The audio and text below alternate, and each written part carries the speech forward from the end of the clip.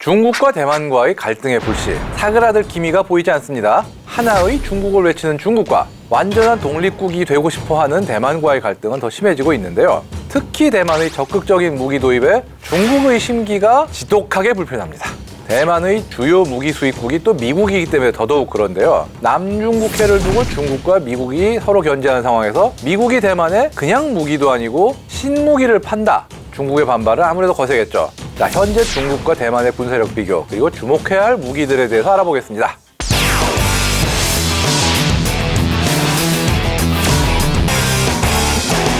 지금 중국과 대만 병력을 비교해보죠. 2019년 기준 중국 인민해방군의 육군은 약 95만 명, 해군 29만 명, 공군 약 40만 명, 현재 현역 병력 세계 최고입니다.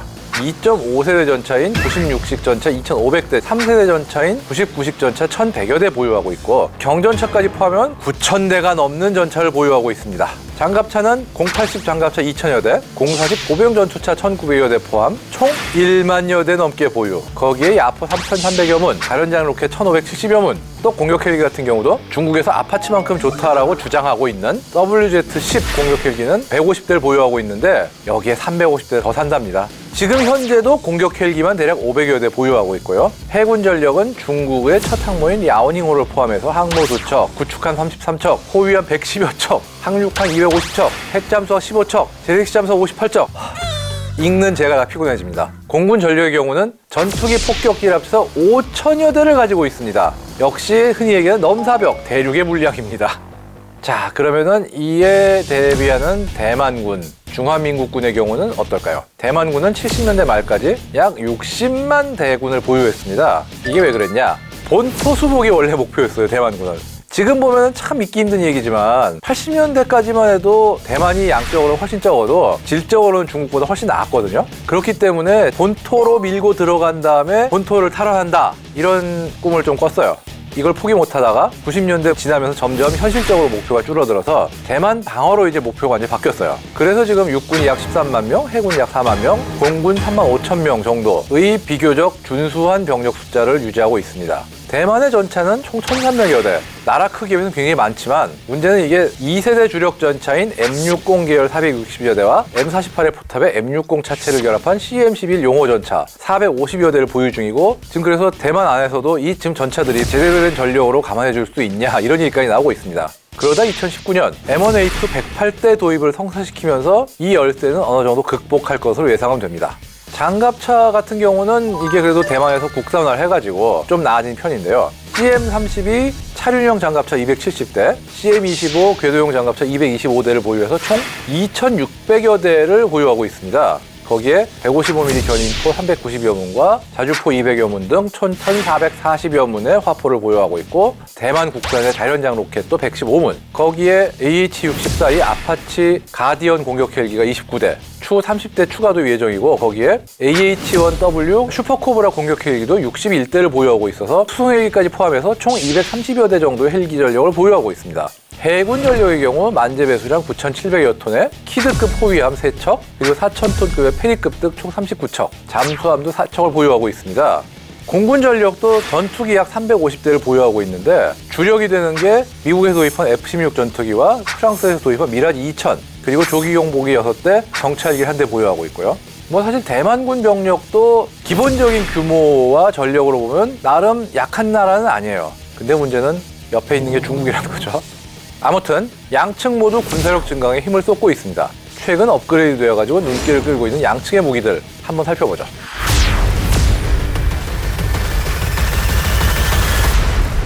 대만에서 드디어 중국의 기나긴 방해 공작을 이겨내고 드디어 지난 24일 자체 잠수함 건조를 시작했습니다. 2024년부터 전력화를 시작해서 2,500에서 3,000톤급의 국산 디젤 잠수함 8척을 건조할 계획이에요. 지금 대만 같은 경우는 2,600톤 만재 배수량의 하이룬급 잠수함 2척을 갖고 있는데요. 이게 네덜란드의 즈바르디스급 잠수함을 개조한 버전입니다. 문제는 이게 취역한 게 2007년도 아니고 97년도 아니고 87년입니다.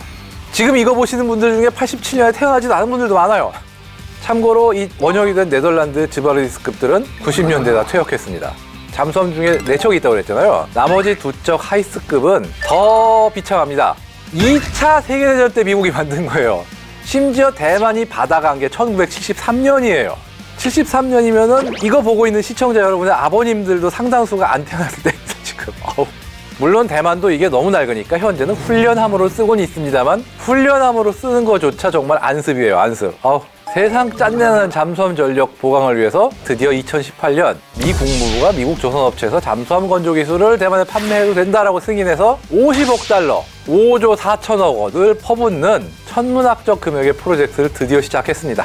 그래서 올해 5월에는 이 잠수함에 쏠 수 있는 어뢰 18발과 관련 장비 등을 대만에 판매해도 된다는 계약을 승인했고, 잠수함에 탑재될 전투 시스템 구매 계약도 로키드 마틴하고 체결하고 등등등등 젠거음으로 추진을 하고 있습니다. 이 정도 되면 중국은 어떤 눈으로 바라보고 있을까 싶기도 합니다. 중국이요? 원자력 잠수함도 만들고 있는데 재래식 잠수함 정도야 봐주지라고 할 줄 알았죠. 절대 안 그럽니다. 정말 아주 엄청 기분 나빠하고 마음 같아서는 당장 쳐들어가서 때려 부수고 싶을 거예요, 지금. 실제로 일주일 뒤 중국은 대잠 초계기인 Y8이 공중에서 유도 대잠어뢰를 투하해서 목표물을 정확히 타격했다는 기사를 내보냈습니다. 한마디로 니네 잠수함 만들어도 우리 잡을 수 있다라고 좀 약간 허세? 과시를 한 거죠. 그리고 이거는 배치할 예정이 아니라 이미 운용 중인 중국을 아주 있는 대로 자극하는 물건이 있어요. 거대 조기용보 레이더입니다. 2013년 대만이 14억 달러, 1조 5천억 원을 들여서 도입한 어마어마한 조기경보 레이더가 있어요. 이게 뭐냐? 미국 레이시언이 만든 조기경보 레이더 시스템 페이브 포스라는 레이더인데 거의 세계 최고 수준으로 알려져 있어요. 이 레이더는 사드 요격 미사일 시스템에 사용되는 탐지거리 800km의 X밴드 레이더보다 무려 6배가량을 더 멀리 탐지할 수 있다고 합니다. 최대 5000km 밖에서 발사된 미사일을 탐지해서 이동 경로를 매우 정밀하게 추적 가능하다고 합니다. 중국의 최신의 잠수함에는 최대 사거리가 14,000km에 달해 미국 본토를 타격할 수도 있다고 하는 JL-3 탄도미사일이 탑재되는데 이런 미사일까지 미리 탐지할 수 있다는 거죠. 이처럼 전략적 중요성이 크기 때문에 당연히 이 레이더 기지는 유사시 중국군 1순위 공격 목표가 될 거예요. 근데 문제는 고정식 레이더 기지니까 피할 수가 없잖아요. 그래서 미국산 패트리어3 대공 미사일, 텐공3 장거리 대공 미사일, 텐공2 중거리 대공 미사일, 단거리 대공포, 단거리 대공 미사일, GPS 간섭 시스템 등등 5중 방어막을 쳐놓은 상태라고 합니다.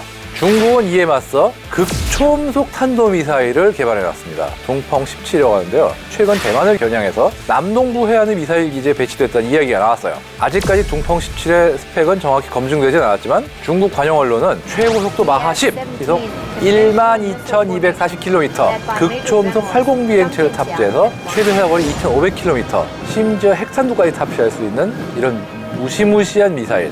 게다가 정확도도 상당수의 표적을 정확하게 타격할 수 있다고 합니다. 이런 동펑 17은 남중국해 대만 해협 동북아시아가 공격 범위라고 하는데요. 기존의 요격 체계로도 요격이 힘들 거다라고 언급하고 있죠. 무섭긴 한데 과연 어디까지가 진실일까? 이거는 검증이 필요하다고 보긴 해요. 참고로 중국은 수년간 동남부 지역 일부 미사일 기지를 2배로 키웠고 대만 공군의 공격을 방어하기 위해서 러시아제 지대공 미사일 S-400 트리움프도 설치했다고 합니다. 또 하나, 중국은 전략 폭격기 H-20이라는 걸 또 지금 개발 막바지 단계라고 해요. 여기에 극초음속 순항 미사일 4발을 탑재해서 12,000km 밖까지 타격이 가능하며 미국 B-2와 유사한 외형으로 레이더에 포착되지 않는 스텔스 성능을 보유했다고 알려져 있습니다. 영국의 한 연구소에서 최근 발간한 보고서에 따르면 중국 공군은 이걸 이용해서 대만은 물론 괌과 하와이, 미 본토 서부 연안까지 폭격할 수 있다, 이렇게 분석을 했습니다. 참 아주 치열하게 대립하고 있습니다. 과거에는 그냥 이렇게 좀 견원지간이었다라면 지금은 그게 점점 커진 느낌이에요. 그렇죠. 이게 계속된다라는 것은 어떻게 해석을 할 수가 있을까요? 사실 70년대까지만 해도 중국이 숫자로 압도하지만 질적으로는 정말 한없이 열등한 상황이었거든요.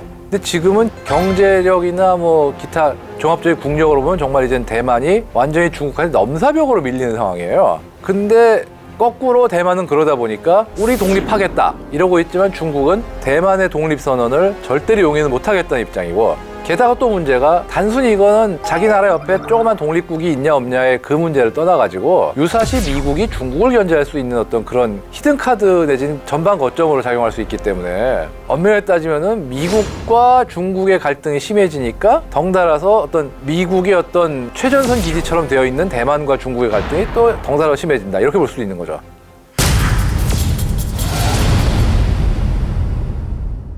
이걸 어떻게 해석하고 어떻게 대처할지에 대해서 논란이 분분하겠는데 어떻게 하든 간에 정신을 아주 바짝 차리고 있어야 됩니다, 지금. 대만도 대만이지만 우리도 어떻게 보면 결국은 거대한 두 강대국 틈에 껴가지고 정말 많은 면에서 조심을 해야 되고 그러는 동시에 어떤 국방력에 대해서도 현실적으로 대비를 많이 해야 돼요. 아무리 우리가 뭐 눈치를 잘 보고 정신을 차리고 그래도 그게 뒷받침되려면은 국방력이 일단 기본적인 수준 이상은 갖춰져야 되는 거고 국방비에 돈을 쓰는 거를 낭비라고 생각하지 말고 보험이라고 생각하면 아마 현실적이지 않을까 생각을 합니다.